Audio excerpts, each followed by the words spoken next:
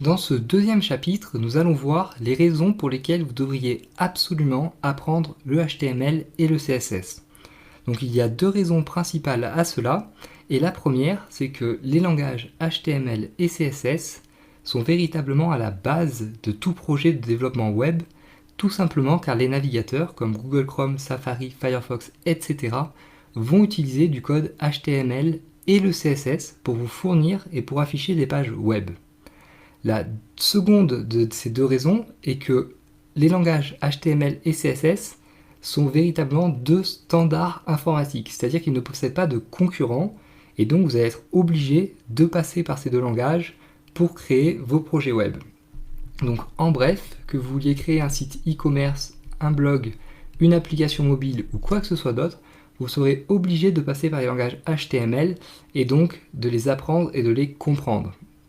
Alors cela étant, si vous connaissez un petit peu le monde du web, vous pouvez très bien vous dire que coder en HTML et en CSS est inutile, puisque vous pouvez utiliser soit d'une part des solutions toutes faites, comme des frameworks de type WordPress ou PrestaShop, ou d'autre part des éditeurs WYSIWYG, donc What You See is What You Get, donc ce que vous voyez et ce que vous obtenez comme Adobe Dreamweaver par exemple, ou encore avoir recours au service d'une agence spécialisée. Donc nous allons voir pourquoi chacune de ces solutions peut être bien dans certains cas, mais toujours d'une façon ou d'une autre insuffisante. Alors tout d'abord le framework. Donc un framework, il faut savoir que selon moi c'est assez génial, puisque d'une part ça vous fait économiser des centaines d'heures de travail, puisque le site web est déjà prêt à l'emploi, et d'autre part vous avez la garantie a priori d'un travail bien fait si vous choisissez un bon framework, puisque ceux qui travaillent par exemple sur WordPress font très bien les choses et vous êtes à peu près garanti d'avoir un site qui sera très fluide, très bien fait et qui aura très peu de bugs. Alors toutefois, donc le jour où vous voudrez intégrer quelque chose à votre site web, comme par exemple un moyen de paiement ou même si vous voulez changer l'apparence graphique de votre site, dans ce cas-là, vous serez bloqué et limité si vous ne connaissez pas ni le HTML ni le CSS. Donc c'est pour cela que si installer un framework peut être une bonne solution, ça ne va jamais être suffisant. Vous devrez également le comprendre et pouvoir le modifier. Et pour cela, vous allez avoir besoin, entre autres, de connaître le HTML et le CSS. Ensuite, donc, les éditeurs WYSIWYG, donc What You See is What You Get. Alors, un éditeur WYSIWYG va être un éditeur qui va coder à votre place, entre guillemets. Donc, en gros, vous choisissez d'insérer un paragraphe, une image, un carré, etc. Et l'éditeur va créer le code correspondant donc à l'insertion de ce carré, de ce paragraphe, etc., etc. Donc c'est vrai que ces éditeurs sont certes de plus en plus puissants et de mieux en mieux faits. Cependant, ils font et continueront toujours à faire des erreurs, ne serait-ce que d'organisation du code et de logique, car ça reste des programmes et il est impossible pour un programme, au jour d'aujourd'hui du moins, de penser comme un humain et ainsi votre code ne sera jamais tout à fait valide. Et en plus, certaines autres limitations dont je ne peux pas vraiment vous parler maintenant car vous ne les comprendriez pas vraiment, demeurent et ça va être assez gênant. Et pour cela, donc, ça ne remplacera jamais l'apprentissage du HTML et du CSS. Et donc finalement, donc, l'agence ou le freelance. Alors une agence ou un freelance peut tout à fait faire le travail à votre place, mais là encore, nous allons voir qu'il y a certains problèmes et certaines limitations qui vont demeurer. Donc le premier problème va être un problème de budget, car en effet, pour vous offrir certaines agences reconnues qui font un bon travail d'une part, et qui offre un bon support après-vente d'autre part, il vous faudra dépenser très souvent au minimum 30 000 euros. Et c'est un budget que peu de gens peuvent se permettre de dépenser. Ensuite, donc, si vous n'avez pas le budget nécessaire, vous allez devoir vous rabattre sur des agences, et là je dis agences entre guillemets de seconde zone, qui vont assez souvent, ne nous mentons pas, se résumer à un seul étudiant qui cherche à gagner un petit peu d'argent.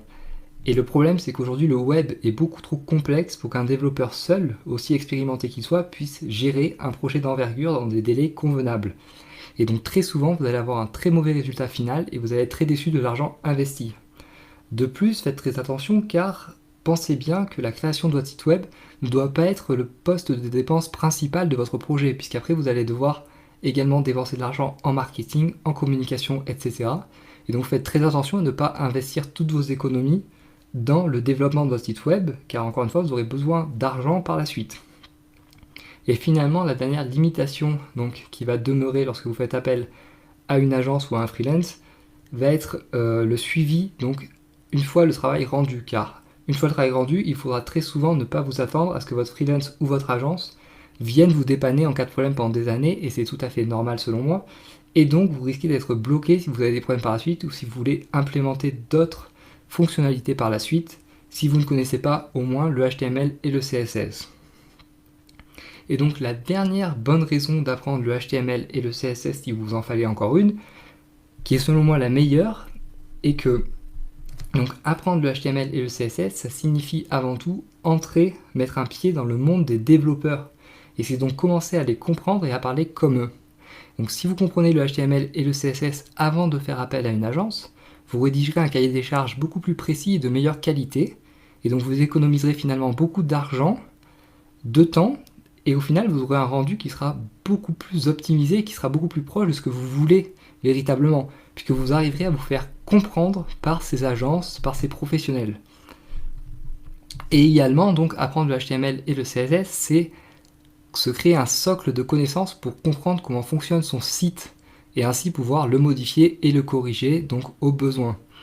Car en effet, donc toutes ces personnes qui vous disent que vous pouvez tout à fait créer, gérer des sites internet sans apprendre ni HTML ni CSS sont selon moi des menteurs. Car réfléchissez bien, deviendrez-vous plombier sur un coup de tête?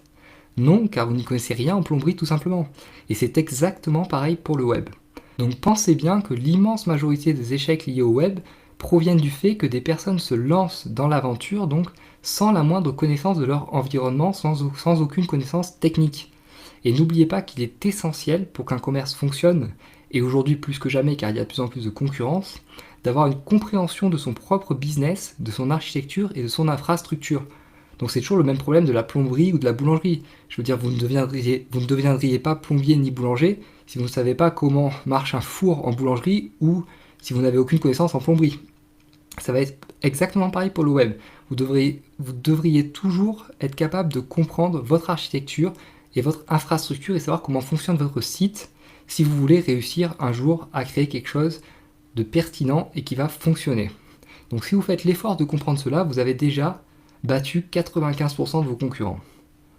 Alors sans compter également que pour optimiser votre référencement et donc votre visibilité sur le web, la maîtrise du HTML et du CSS est indispensable. Donc j'espère que je vous ai convaincu à travers ces différentes raisons de l'utilité d'apprendre et de connaître le HTML et le CSS. Et si c'est le cas, passons immédiatement à la suite. Et dans le prochain chapitre, donc, nous définirons les différents rôles du HTML et du CSS et nous verrons également ce que signifient les initiales HTML et CSS. Donc je vous dis rendez-vous au prochain chapitre.